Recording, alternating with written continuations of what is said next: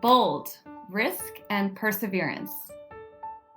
Hi out there, this is Heather Vickery, and you've tuned in to the Brave Files podcast. I'm absolutely thrilled to have you here with us, whether you're a regular listener or a first-time listener. Welcome to being part of this beautiful, brave family.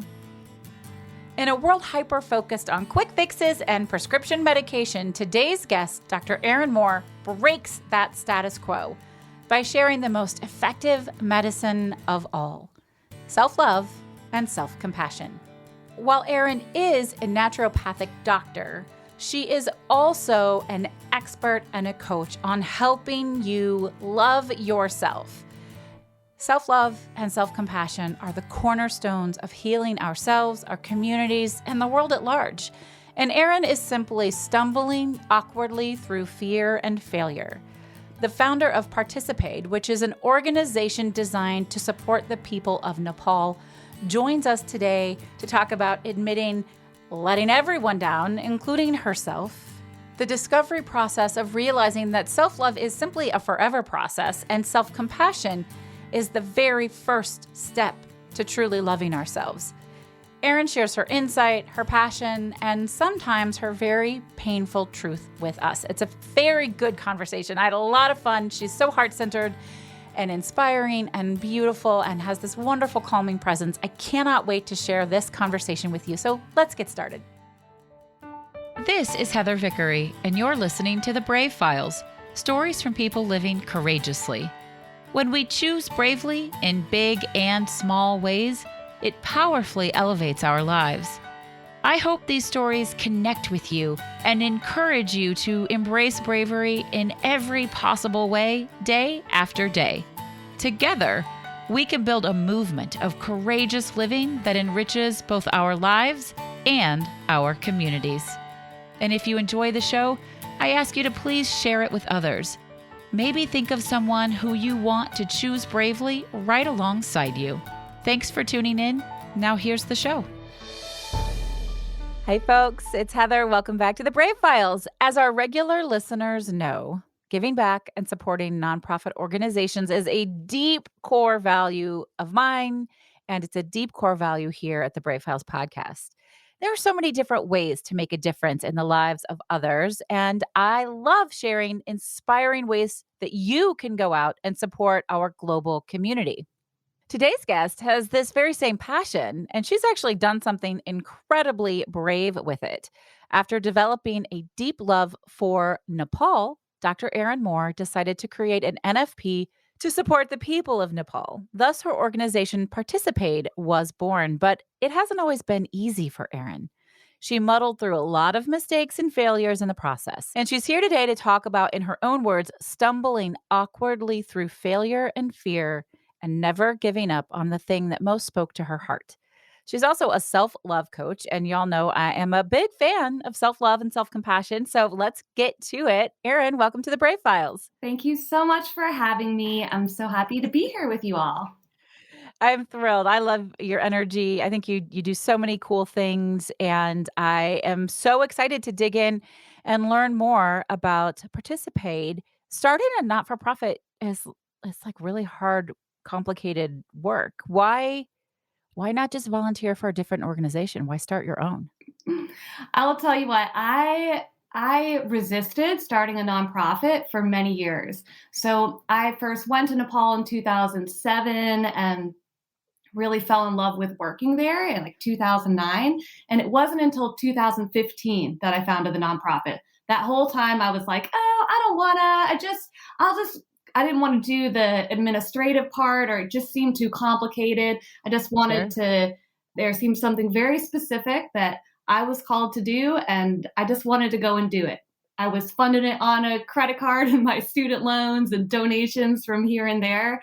And it wasn't until after the earthquake happened that there was just so much kind of momentum and support and people saying, we're here, we'll be your board. Let's start this nonprofit. And I was finally like, okay, all right. That's frustrating, right? That it takes some sort of major tragedy for people to pay attention or want to be part of making a difference. So you said you were using your student loans and your credit cards. Wow. Yeah. So you were putting your own money into this. How did that affect the rest of your life? It's then that's a whole nother story, like my relationship with money. And that I Mm, actually think is a problem in the whole not for profit world. Like, can we start with that name of the organization? right. Like, no one's Right. supposed to make any money from doing this work, no profit. Who came up with that, you know? Right. Yeah, it was really hard. It made the work kind of unsustainable, without having anyone else to back me. I just didn't really understand. And this is kind of part of my story too. Like there was within me there's in the international development world this idea of white saviorism of Yes. It's on my I was gonna ask you about it, so I'm glad you brought it up. okay, yeah, Yeah, we can just absolutely. start with it off the top. So I learned about that concept by being that and Yeah. being called out. Like I just had no idea, I And was that's just one of those things that it takes a lot of guts as a white woman to say, "Yep, that was me, and that was icky, and I do better." yeah. Because we don't wanna say. It's like, people, they don't wanna admit they're racist, but we are, Mhm. all of those things. So, how did you discover that you were participating in white saviorism? I'll tell you, and I just want to tie in like that white saviorism. It's like a deep wired program that also to the money Mhm. thing, there was like a sense of Mhm. kind of martyrdom that Oh, yeah. was tied in there. So, like, as I kind of healed one, the other healed. Not that I'm like making bank off of participating now, but I'm no longer funding work on my credit cards, Right, you're not going broke because of Yeah, it. yeah. Yeah. There's a new relationship with the work now because I understand now that Yeah. the work doesn't come from me, it comes from them. So I don't need to, like, the impetus comes from the people that we work with in Nepal. Right. And that was the mistake. So really, the way that I first figured it out is when I came and I met this group of people in a village, and we would come together, and we had some big idea about a way to serve the community, something to raise money for, a condition to treat, something to educate about. And I would go home to America and raise money and get volunteers and come back, and we do it. And then I'd have some big grand plan. All right, now this is what we should do. We being y'all over there in Nepal, what y'all should do in the meantime before I come back the next time. And and basically nothing was happening in between my Right. visits. And I just realized that I was driving. That was basically And it. they needed to be driving. Yeah. And, it's the same with coaching, Mm, right? Like, people who want to go into a coaching relationship because they want their coach to fix their problems is they're never going to have what it is they wanna have. They're never gonna be successful because we don't fix it for them, mhm. right? They have to do the work. It's the same thing. Yeah, yeah, I really think so. There is this overlap, and it's kind of paralleled also in medicine, in Yes. allopathic or like the conventional medical model versus these more holistic. Or I'm a naturopathic physician, and our way of treating like the philosophies of naturopathic medicine, which I'm still licensed, but technically I don't practice medicine in any of my jobs now or either of my jobs. But this idea of the conventional medical model is like the white savior model, is like Yeah. the coach has all the power and the knowledge model. Like we come in, we have the knowledge, we have the power, we'll tell you what to do, we'll fix it. No. Yeah, and the naturopathic model, and now what we're doing with Participate is the participatory development, like Yeah. grassroots bottom up model. And with this more facilitative style of coaching, it's like, okay, actually the client, the beneficiary, the patient has everything they need, and our job is to facilitate, guide, Yes. That's a huge difference. And so discovering this and changing that approach from you being the driver to the folks that you're helping and supporting running their own organization and being in charge Mhm. of their success or failure or whatever. How has that shifted the organization? Oh my God. It's totally made all the difference. Like I was going nowhere. Our work was not sustainable with this white savior model. Mm, I would have worked myself into the ground. I would have never given up, because my heart was so drawn. I was so committed. Like there was just something in me like I'm going to just stick to this until I break or it works. mhm. And Yeah, but it's it was then all of the work depended on my capacity. And right, once we which yeah, is limited. We all have limited capacity. totally. Yeah. And Yeah. and it was just and it was cool and people from the outside who maybe aren't seasoned, who weren't ready to criticize me for being a white savior, were ready to praise me for doing good work. Yeah, And yeah. and then once we really shifted, once that became clear to me and like, okay, this isn't going to work when I'm driving, and like how I started to look for other models of development. Because y'all, people go to school for this. People Yeah, go to yeah. school for development, and I didn't choose that route. I was just like, I found this place, and I just knew that it was like a soul kind of calling, or I don't know. I just knew I had to be there. I took all sorts of risks to be able to work there in whatever capacity I could. Dropped out of So school take and us back. moved. Oh, wow. Why Nepal? I mean, it's an amazing, beautiful country with wonderful, beautiful people, but there that is everywhere. So what about Nepal most spoke to you? I'm actually, you know, it's very hard to describe. So when I first came to Nepal, I traveled by bus Mhm. from India to Nepal, like in the night. So I woke up, like, I went to bed in India and I woke up like in the middle of the night after we had crossed the border. And I just felt so good. I Mm. was like, we must be in Nepal now. The first time I had never been there before, but I just like felt like I was in a different place. Wow. And then there was just my very first trip there. I described Nepal as like medicinal for me. There's something with me in the mountains too. Like mountains are Mm. very good for my nervous system. Like if I can look at a mountain, then I'm going to be in a better mental, emotional state. And so the mountains, of course, like they're all the mountains. That's an amazing thing to intuitively know. hmm I love that. Well, I learned that from being in Nepal. So and come to find out later, like I'm not sure how much I believe in past lives and things like that. Oh, I do. Okay. It's like I like to rank my beliefs on a percentage scale. I believe in past lives like 70% or something. I mean, I just believe anything's possible. Yeah, I it's believe in possible. science enough to know that I don't know the truth. Mhm.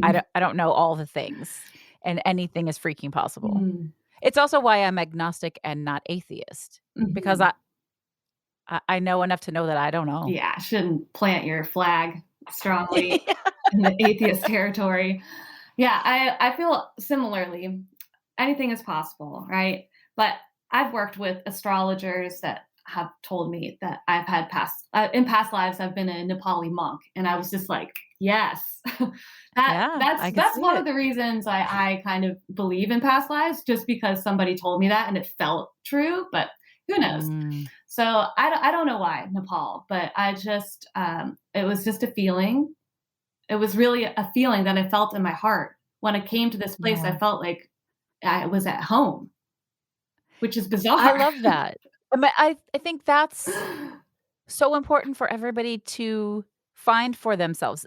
There's so much bravery in whatever it is that speaks to your heart, being awake and aware enough to recognize, "Oh, this is the thing that connects to my heart," and then doing something with that, whatever it is. If it's Mhm. starting a nonprofit in Nepal or writing a book or walking across country I've known people who've done that, or getting a divorce, or crafting or knitting or whatever, right? Like whatever it Yeah. is, if it really speaks to your heart and you bravely lean into that, the world is better for it.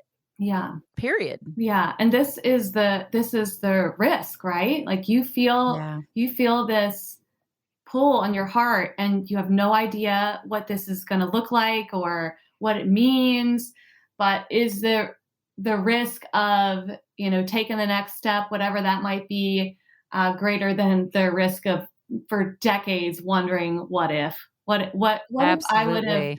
taken that opportunity, or made that phone call, or signed up for that Mhm. program, or whatever it is. Yeah, I'm not about living in that what if. I know you're I would not. I would rather ask for forgiveness than permission in almost every situation. Yeah, which is okay, so that's cool, and I think I might be the same way, but this was so by doing that, I it's risky because I made a lot of mistakes. I Yeah. made a lot of mistakes. I was this white savior. Not only that, but just me and the people that I was working with too. They made a lot of mistakes too. We all of us had no idea how to how to be a nonprofit organization.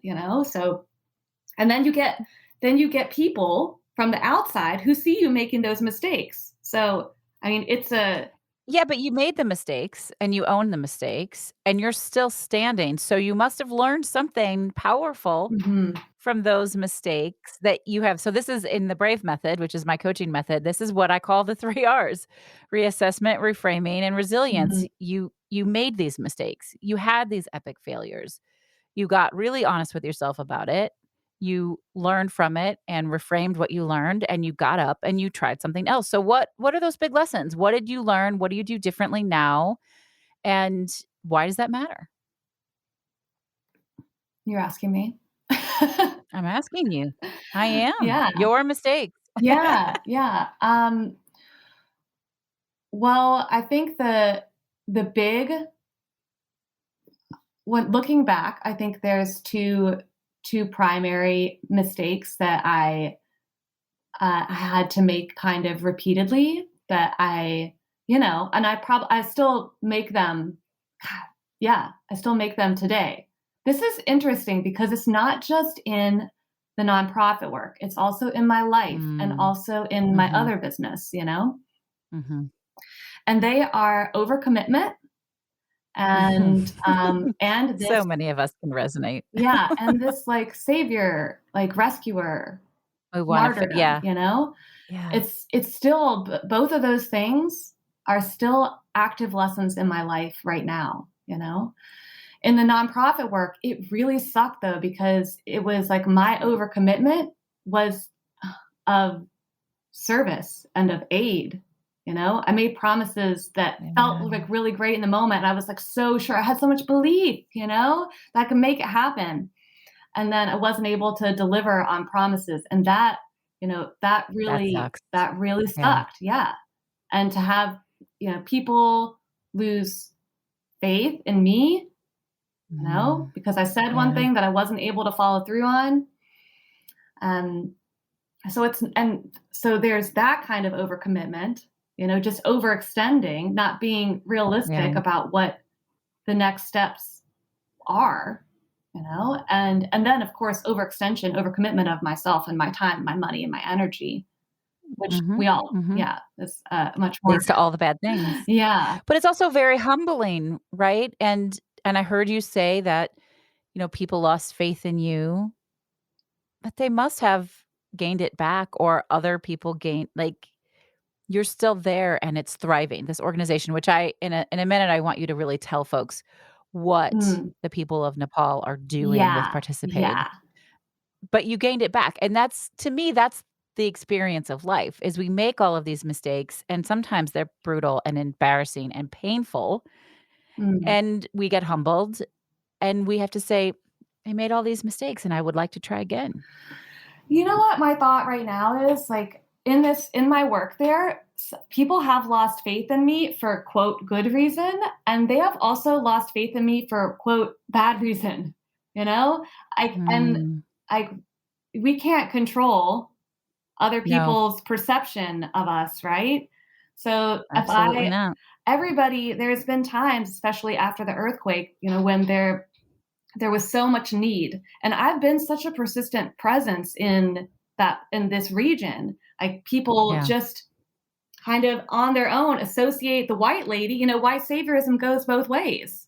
Like with, oh, sure it does. she's got the Sure. money, she's got the aid, she's gonna help me, but I can't, that's not my job, you know? So Mm-mm. when Mm-mm.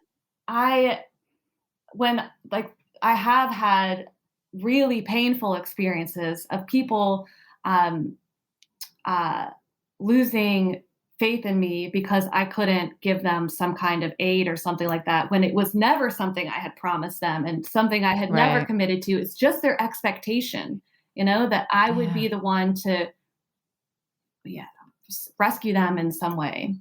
That's been a really rocky road, and I think that, yeah, one of my 3 words was perseverance, Yeah. like just sticking it out, because through all these hard times and just trusting that it was, yeah, like I wasn't going to do it perfectly, but that this was going to work out in the end, and that I'm doing my Mhm. best, always.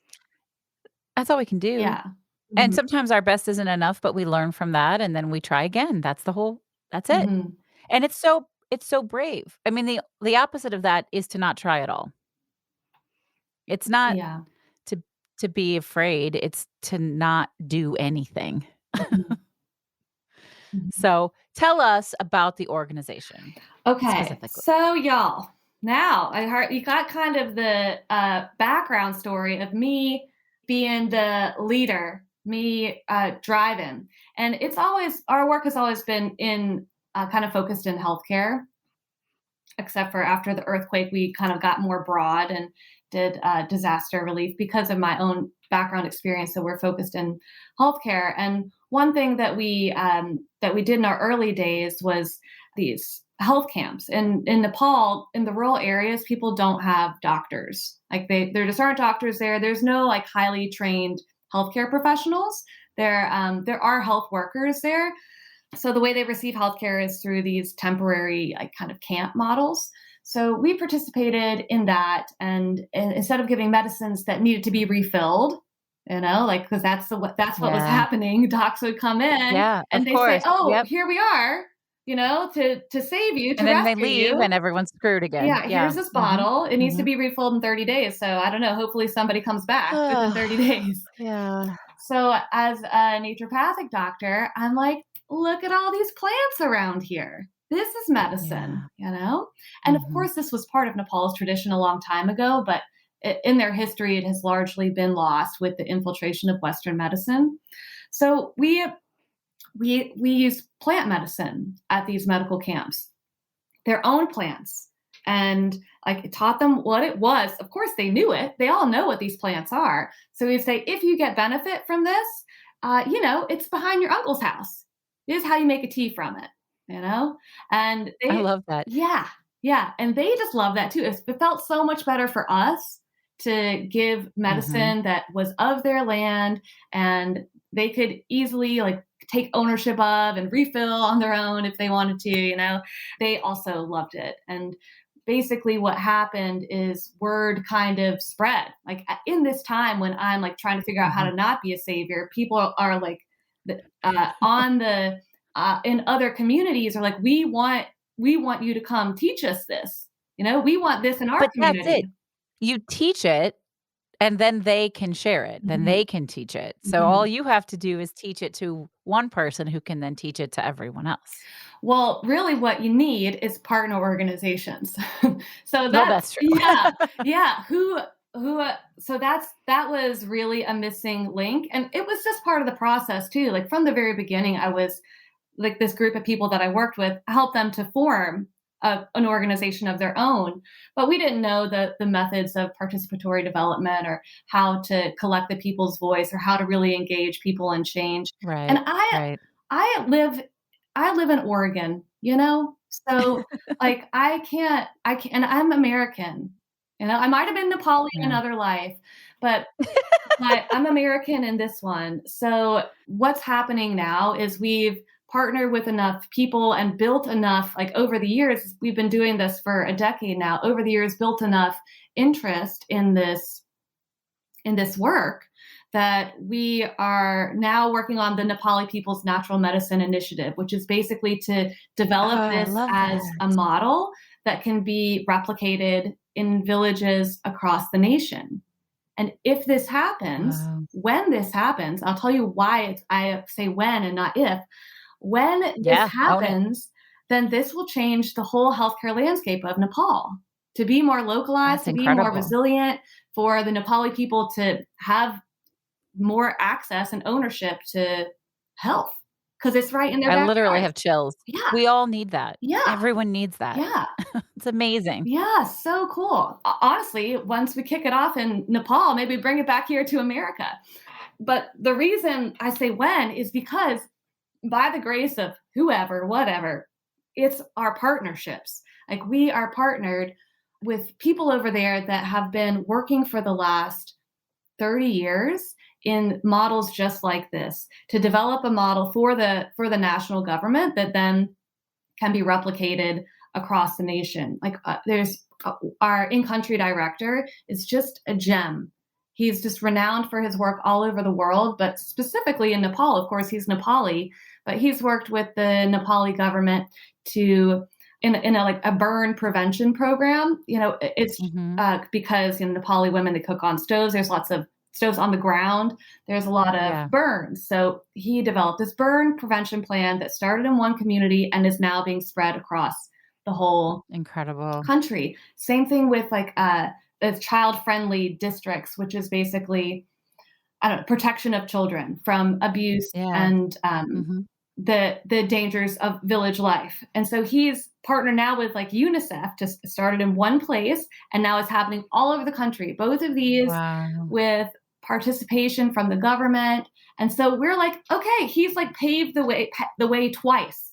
And now he's got this project, which has so much more kind of excitement behind it than Burns and the child friendly plan, the ones that have come between it, I think because of COVID and people, COVID over there, like it was, Yes. yeah, it was so well treated with Ayurvedic medicine, which is like the Nepali plant That's medicine. amazing. Yeah. So people are just like, bring it, they, Ayurveda and natural medicine is really making a comeback in Nepal.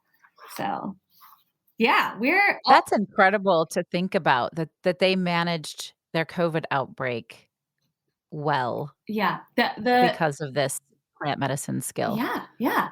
They treated it. They have both Western and Ayurvedic hospitals in Nepal, Uh-huh. and it is reported. I haven't like had my hands on the data, but it has been reported to me that at the Ayurvedic hospital there were no COVID deaths.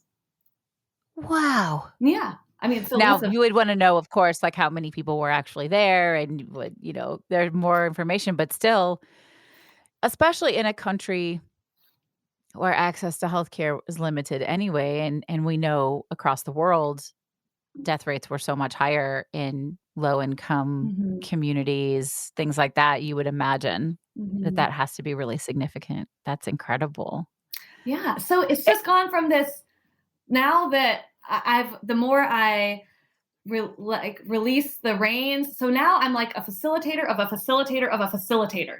I'm like in the Yeah. back seat. I'm the caboose. And it's your baby, Yeah, but it's not your quote unquote "work to do," yeah, which is to me so much again, and I actually wanna kinda tie this back in to coaching. mhm, I don't know about you, I've not worked with you as a coach, but I have done a couple of little things here and there with you. As a coach, when my clients thrive, and many of them will say to me, it's because of you or it's working with you," and I quickly come back and say, "You did all of this work. mhm, You did all of this work." Like, I appreciate that. Thank you. That makes me feel all the warm fuzzies. I love that. But really, all I did was guide you. All I did mhm. was coach you. You had to show up and do the work. And it makes me so proud to see them show up for themselves. And I'm wondering how that feels for you, both with the not for profit and also in your work as a coach. Yeah, a really similar. It's that. another parallel to medicine, to conventional versus naturopathic medicine. In naturopathic medicine, we have this principle that the role of the naturopathic physician is to make ourselves obsolete. And and I apply that 100% in my work in Nepal and absolutely in my coaching practice too. So we have, I have in my course now when I step back and look at it. So I have a program. I teach self-love as self-marriage. So it's literally like like married to yourself. Married to yourself. As in self, yeah. So I teach 6 practices of self-love. And then in the end, I marry the client to themselves in like a ceremony. It's not a legal thing, but it's just like kind of a obviously. Yeah. But it's just kind of a fun symbolic, and also serious commitment to, okay, I see. I'm the one that has the power here. I am my relationship with myself is the most important thing. It'll be reflected in every other thing I do. It's so true. Yeah. But in this program, I've been stepping back and looking at it. Now I've had more and more people go through it. I really am. It's like teaching the client to be their own healer, right? There's later on, in the course, after we build foundations of self-kindness and self-forgiveness, the client learns inner child work, and the client learns how to do shadow work, and the client learns how to do all these things on their own, and then I marry them to themselves, and and off you go. Where's the book on this? I need the book, Erin. On self-marriage? Yes. Well, the 6 steps or whatever. Oh, and yeah. I wrote 6 books. Maybe I'll make them they're part of the program. Maybe I'll make them into a book, its own book someday. Oh yeah. Let's talk about that. That's a great, obviously folks, you should check out Erin and what she's doing. And if this speaks to you, join this course. But I really think it would be an incredible book, just a resource we remind ourselves. I am a big fan of personal and professional development books, and I highlight and I make notes and I go back and they help me be a better version of me, or at least learn what I want to learn more about. Right now I'm reading Breath. Have you read? I haven't read it, but I am aware. Fascinating stuff. And your stuff feels very much like that. So can you quickly tell us, what does it mean to be a self-love coach? And how is, if at all, that different from self-compassion? So self-love, what it means to be a self-love coach. So I've actually been thinking about this because that's what, I don't know, in the marketing world, it's recommended. You got to come up with something. Yeah. Or it's recommended that we have a more specific kind of client that we help or whatever. I haven't done that. Actually might. I've been thinking about narrowing down more, but basically, I teach the thing that I really hone in on is just what I said. This, if you're trying to change your relationship with your partner, with food, with alcohol, with cigarettes, the way that I've done all that and the way that I teach my clients to do that is through their relationship with themselves. And so I just teach this self relationship, really teach people how to conceptualize what does it mean to be kind to yourself? What does that look like? How do you forgive yourself? How do you support your own expression? How do you communicate with yourself? Really kind of getting in there in the circus, in the inner world, and helping clients to establish themselves as captain, So self-love, I kind of just for my own, this is my own definition or how I conceptualize it. I think that self-love is really just a forever process of getting to know yourself better and accept what you find, again and again. You know, and you accept. That. Oh, but there's more to know, and there's more to accept. Getting to know yourself better and accept what you know. Yeah, and maybe that's my quote of the interview. Okay, cool. And because I think it applies to everything you've talked about. getting to know yourself, getting to know what you need, getting to know what's available to you, and then accepting what you know and taking action on that. Yeah, and taking action, and because there is a third part of that, and I usually say, like, and honoring that. You accept it, so then this is who Mm, you are now, so the act of love is to honor that. Like, what can you yeah, where can you what action can you take from there that would be an act of love and truly honoring who you are, I love that. who you've Mm, come to know yourself to be.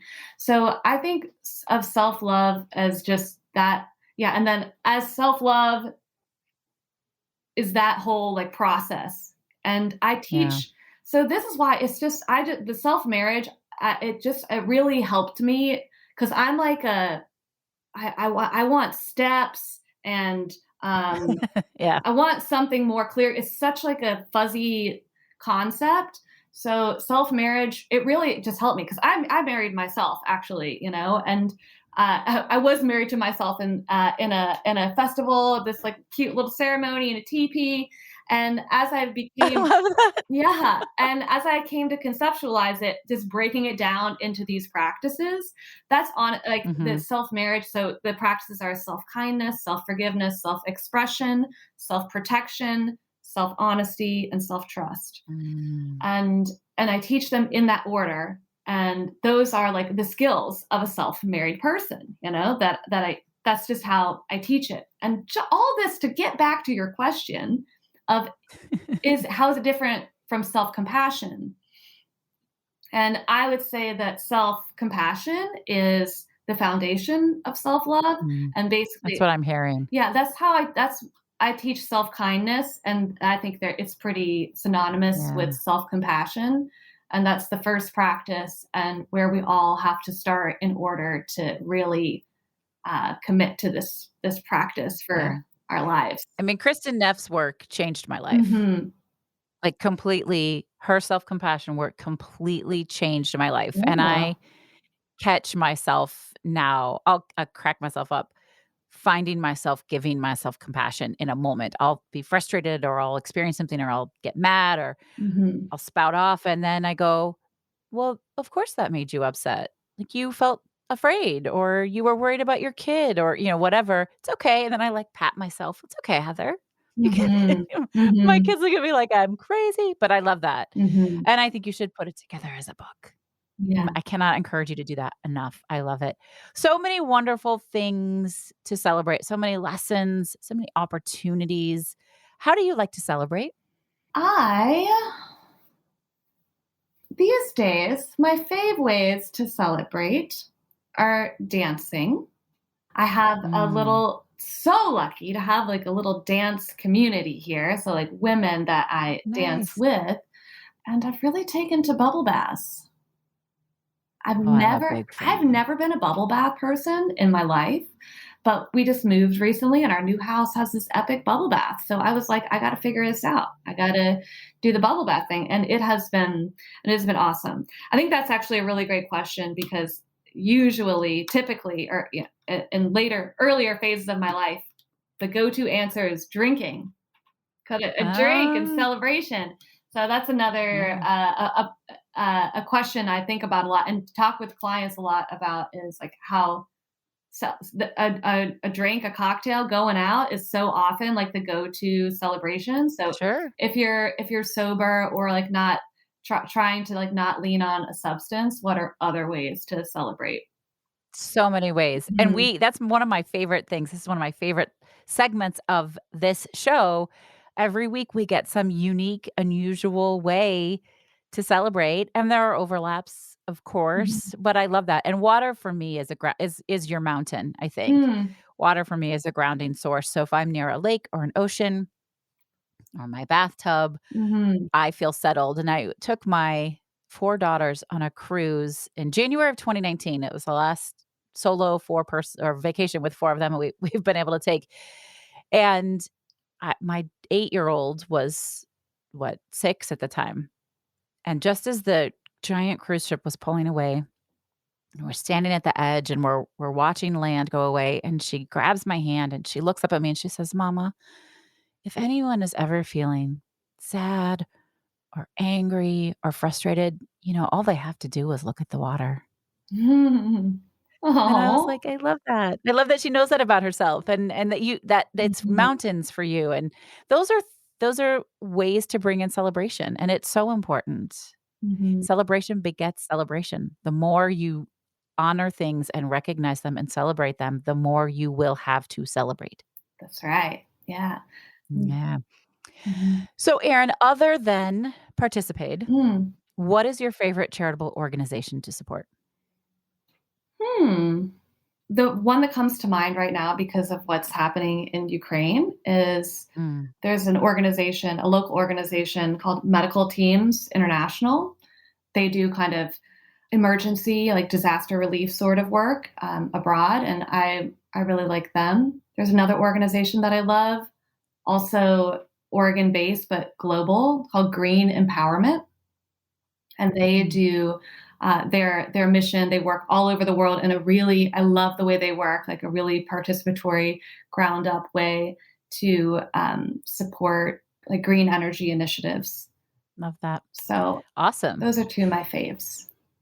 So we will link to all of those in the Cool. show notes, and they will be our charities of the week. Yay. And we thank you for sharing them with us so we can go and learn more about them. Yeah. And folks, you know the drill.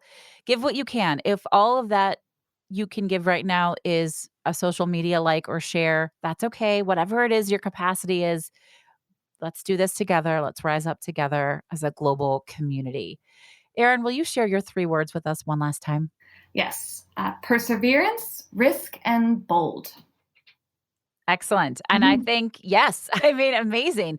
So bold and so gutsy and so centered and so many wonderful self-awareness lessons that I think our listeners can really dig into. Look into yourself and think about those moments that have maybe been really stressful or uncomfortable and gain that sense of awareness and how can you grow from it and keep that heart center pulled together. So beautiful.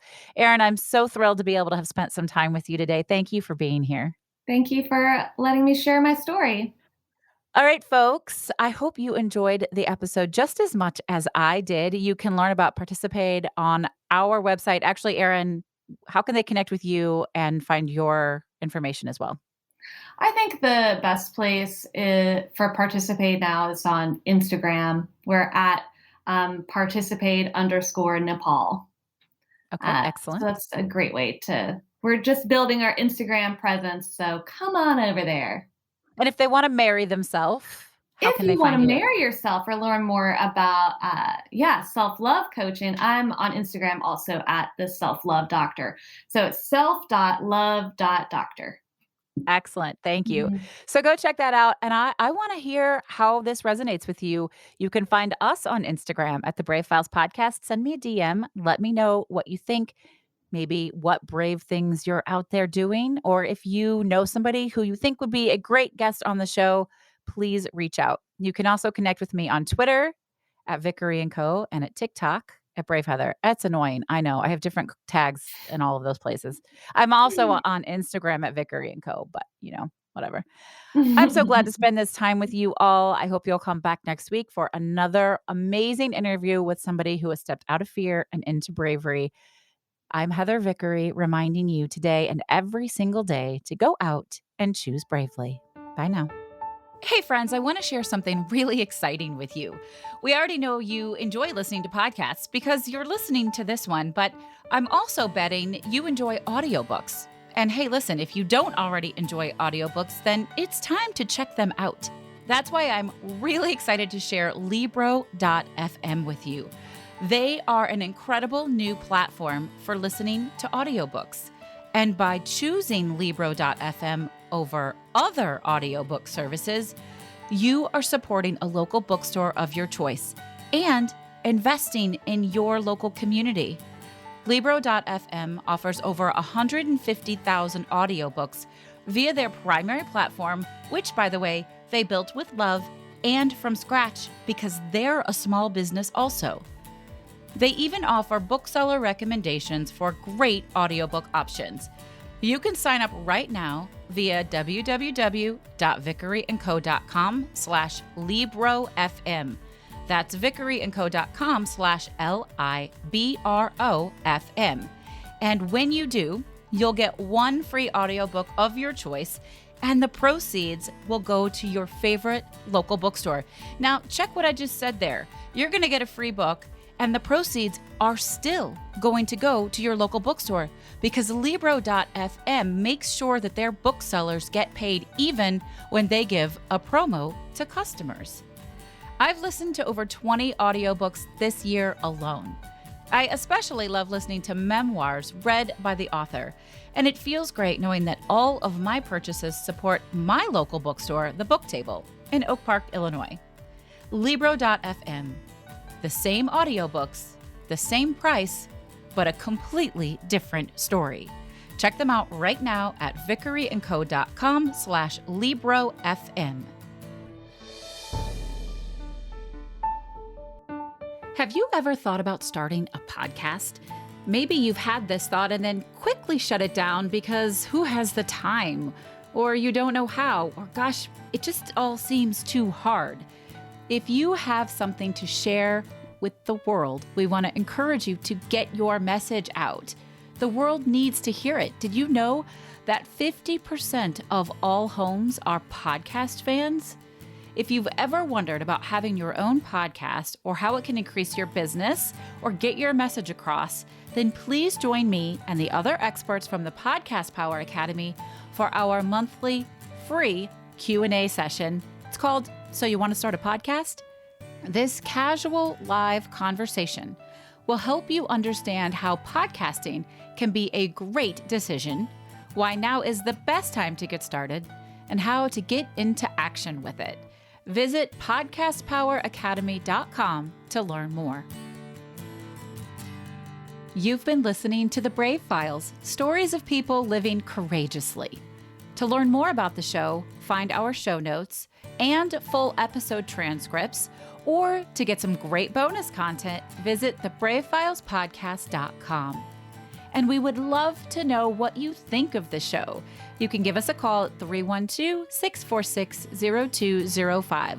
Let us know your thoughts on the episode, the show in general, or maybe share with us how you're out choosing bravely.